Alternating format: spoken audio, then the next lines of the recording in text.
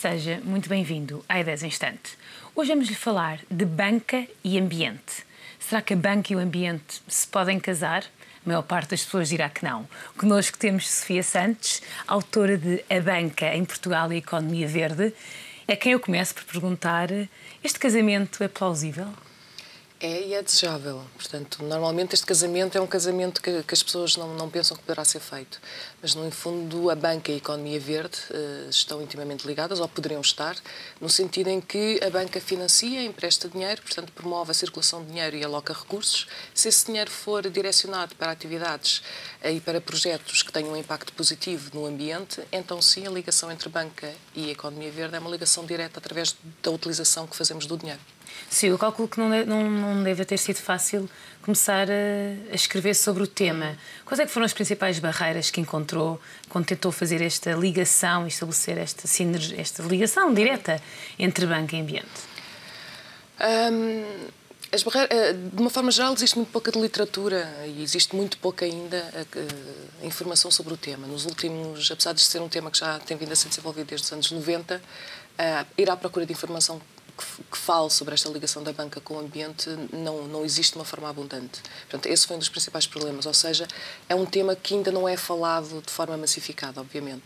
Esse foi o principal problema. E depois, outro problema foi, até porque o livro depois aborda várias questões, era explicar o que é que isto significa, porque para ir à procura de um conjunto de informação eu também precisava de explicar qual era o sentido, como é que esta ligação era feita. E, portanto, dar a entender como é que esta ligação poderia ser feita foi outra barreira, e o facto de não existirem assim tantas práticas em termos internacionais e nacionais sobre o tema, e, portanto, escrever sobre um tema em que não se fala, em que existem poucas práticas, mas que, no fundo, Banco Mundial, União Europeia também, mas quando as grandes instituições já falam sobre o tema, torna-se desafiante, porque é um tema que fala muito mais do futuro do que propriamente do passado e até do presente. Qual é que é assim o business case nesta área? Qual é que é assim o banco conseguiu ser constituído, ou que pensa sobretudo neste desenvolvimento económico verde? O banco que eu acho que se encaixa na perfeição é um banco ético, chama-se Triodos Bank, portanto é o Banco Triodos. Aliás, o Presidente, se não estou em erro, Exatamente. Escreve aqui no final, escreve uma nota no final da sua obra. Exatamente. O Triodos Bank é um banco comercial. Portanto, é um banco comercial que tem balcões abertos, com a sua política própria. Existe em vários países europeus: Reino Unido, Alemanha, Bélgica, Espanha, e talvez me esteja a faltar aqui um ou outro país. E, portanto, é um banco que empresta, que faz aquilo que os bancos tradicionalmente é suposto fazerem, que é receber poupanças com os seus depósitos, e emprestam essas poupanças a projetos concretos à economia real. E, portanto, não fazem nem têm fundos de investimento com produtos financeiros estranhos, nem investem em produtos financeiros estranhos. Os fundos de investimento que têm, muitas vezes, estão relacionados com investimento em economia verde, portanto, em energias alternativas, etc., mas em projetos concretos. E é um banco que tem uma política de crédito que é visível para todos na sua internet e identifica claramente: estes setores são setores em que eu não vou emprestar dinheiro, e estes outros setores são aqueles setores em que eu vou emprestar dinheiro. Portanto, é um banco que é gerido por valores, acredita no ambiente. O cliente aqui também é selecionado, independentemente de toda a seleção de se tem crédito, o risco que está associado e por aí fora. Existe aqui este fator, que é o facto de estar imagino, se eu recorro à Sofia porque quero lhe pedir um empréstimo, assim, se for um banco, enfim, com este green, com este aspecto verde dentro desta instituição bancária, vai primeiro ver a minha ficha, que produtos é que eu vou produzir, e se eles contribuem para o desenvolvimento sustentável do país. Pronto, com este banco, essa abordagem existe dos dois lados, ou seja, quem se aproxima do banco para pedir empréstimo também se aproxima muito por se rever nos valores do banco e rever nos projetos que o banco investe. E porque tem normalmente projetos ou na área da agricultura biológica, ou na área cultural, ou na área das energias alternativas e renováveis, e o banco tem a vocação para emprestar dinheiro para atividades rentáveis nessa área. Por outro lado, o banco também faz esse tipo de análise em relação ao potencial cliente, e, portanto, existe A forma como este banco trabalha é muito de parceria, porque depois divulga também nas suas newsletters e no website e tudo mais quais são os projetos para onde ele emprestou dinheiro. Qual é a importância do surgimento, enfim, deste ser, não diria que agora vai surgir um banco aqui em Portugal só com essa perspectiva, nomeadamente no meio desta crise toda, mas poderão começar a existir departamentos. Sim. E pergunto-lhe, já existem esses departamentos dentro de alguma instituição bancária portuguesa? Dedicado a esta componente de análise concreta de banca ética não existem. Existem esforços e há bancos que começam a falar numa banca mais social, ou seja, de começar a ter outros olhos na forma como analisam alguns projetos que necessitam de financiamento, mas ainda estamos a dar os primeiros passos. Portanto, ainda estamos longe de ter uma instituição ou termos um departamento forte com a equipa de análise de risco em sintonia e depois com o Conselho de Administração também em sintonia. Ainda estamos muito longe de ter algo semelhante a um Triodos, por exemplo.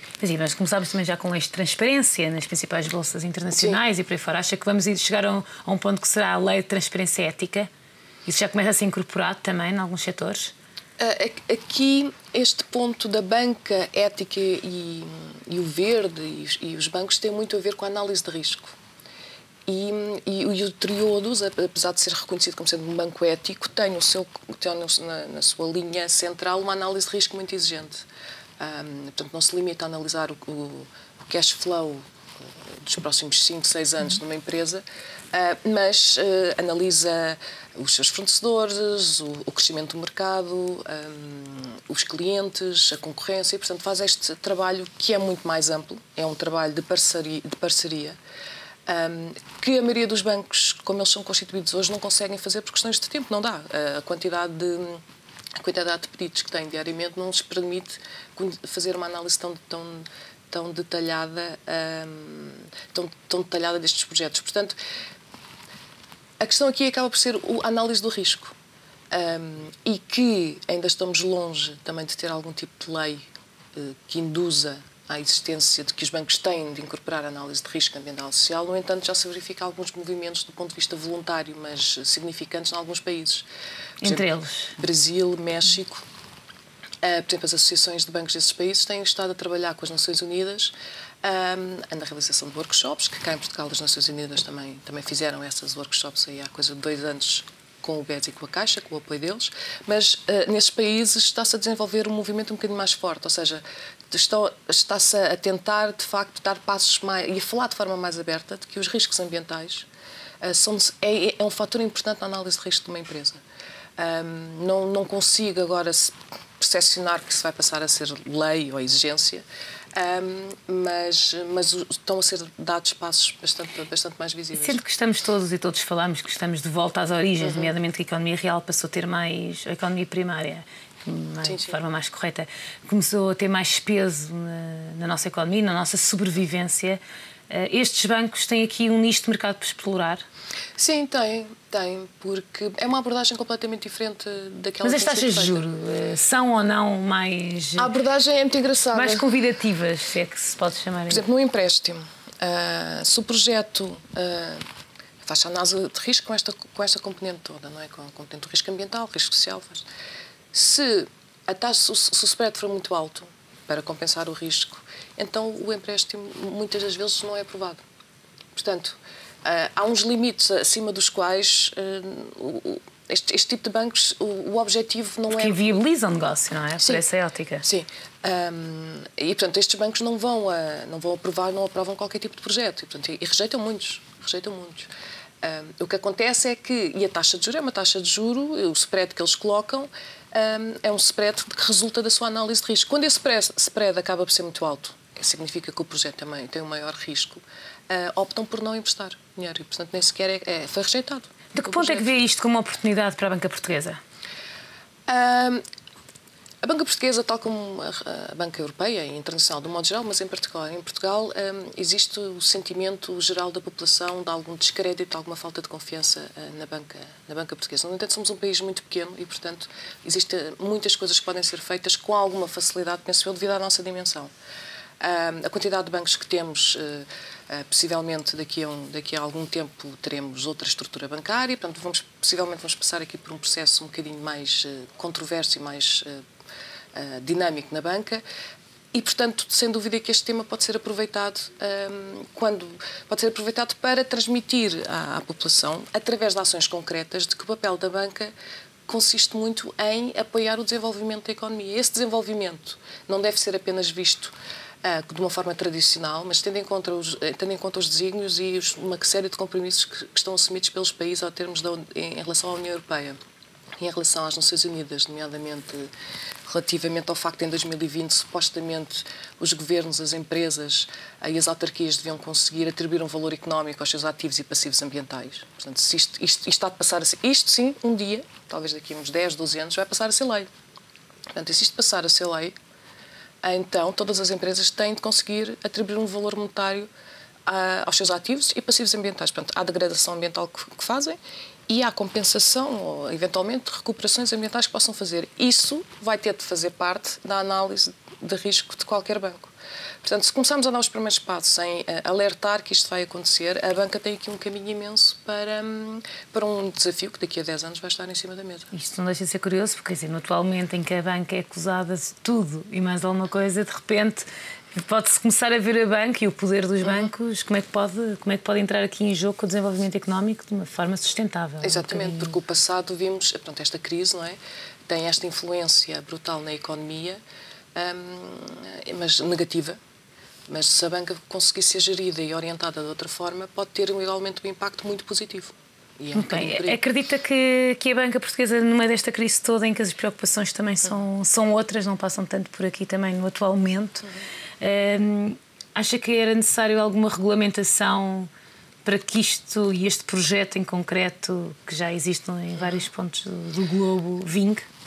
Acho que seria uma boa ajuda se o Banco de Portugal, dentro das novas obrigações, das novas divisões que foram criadas, em que tem muito a ver também com a componente... Existe uma área muito importante com a componente comportamental e tudo mais, que dentro dessa área comportamental dos agentes e daquilo do tipo de informação que deve ser transmitida aos consumidores e tudo mais, era muito bom que o Banco de Portugal começasse também a olhar para estes temas e identificá-los como sendo temas que o Banco de Portugal poderia começar também a fazer alguns passos em direção para que estes temas começassem a ser incorporados também pelos bancos, até porque são boas práticas. Fazer este tipo de análises contribui para termos uma carteira de ativos mais sólida e com menos risco. Portanto, o que nós queremos, o que se quer é um setor financeiro com menos risco. E, portanto, se o Banco de Portugal também incentivasse a que estas ideias começassem a ser analisadas e tidas em conta, e eventualmente com algumas experimentações, era um ótimo passo que se poderia dar. Sofia, muito obrigada por ter partilhado connosco este tema em que a banca se cruza com a ética e também com a economia verde. Tivemos aqui connosco em estúdio a professora Sofia Santos, autora do mais recente livro A Banca em Portugal e a Economia Verde, um livro dedicado ao poder dos bancos e a importância que têm para o desenvolvimento económico. Já sabes, estaremos de volta na próxima semana com mais e pertinentes ideias em instante. Até lá, tenha uma boa semana.